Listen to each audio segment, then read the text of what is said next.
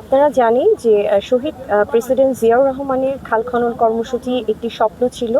এবং উনি 1979 সালে আমাদের এই শেরপুরে খাল খনন কর্মসূচি উদ্বোধন করেছিলেন এবং 47 বছর পর আমরা আবার এই শেরপুরের চরাঞ্চলে খাল খনন কর্মসূচি শুরু হতে যাচ্ছে। আমাদের দলের দলনেতা এবং বর্তমান প্রধানমন্ত্রী জনাব তারেক রহমান সাহেবের এই খাল খনন কর্মসূচি অন্যান্য সকল কর্মসূচি থেকে একটি আলাদা কর্মসূচি এবং অত্যন্ত ফলপ্রসূ কর্মসূচি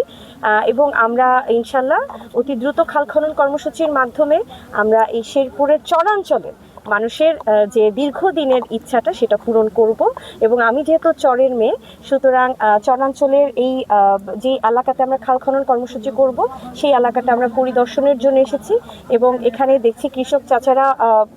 ধান খাচ্ছে এবং তারা খুবই আন্তরিক খাল খনন কর্মসূচির জন্য। আপনারা জানেন যে আমি শেরপুর সদর 1 আসন থেকে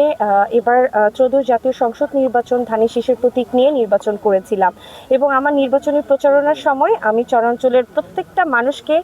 প্রতিশ্রুতি দিয়েছি তাদের চরাঞ্চলের রাস্তাঘাট উন্নয়ন করার জন্য। তো কামারচর ইউনিয়নে আমি অনেকবার এসেছি এবং এখানকার মানুষকে আমি বারবার আশ্বস্ত করেছি তাদের কামারচর কিন্তু খুবই নিগৃহীত একটা এলাকা, এখানে যাতায়াত ব্যবস্থা খুবই খারাপ এবং আমি আসার পথেও দেখছিলাম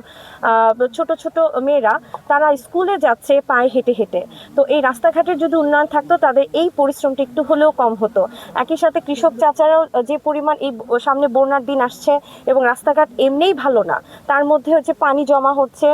ধান ক্ষেতের ক্ষতি হচ্ছে, সার্বিক দিক বিবেচনা করে তাদের যে একটা ব্রিজ দরকার এবং যাতায়াত ব্যবস্থার উন্নয়নটা দরকার, এটা আমার নির্বাচনী প্রতিশ্রুতি ছিল। সুতরাং আমি ইনশাল্লাহ যেহেতু আমি আবার জাতীয় সংসদে যাওয়ার সুযোগ পেয়েছি এবং মানুষের শেরপুরের চরাঞ্চলের কণ্ঠস্বর হয়ে এবং পুরো শেরপুর জেলার মানুষের কণ্ঠস্বর হয়ে আমি কাজ করব। চরের মেয়ে হিসেবে চরাঞ্চলকে বিশেষ গুরুত্ব আমি দিব অবশ্যই এবং আমার এই চরের রাস্তাঘাটে উন্নয়ন হচ্ছে আমার এই এমপি হওয়ার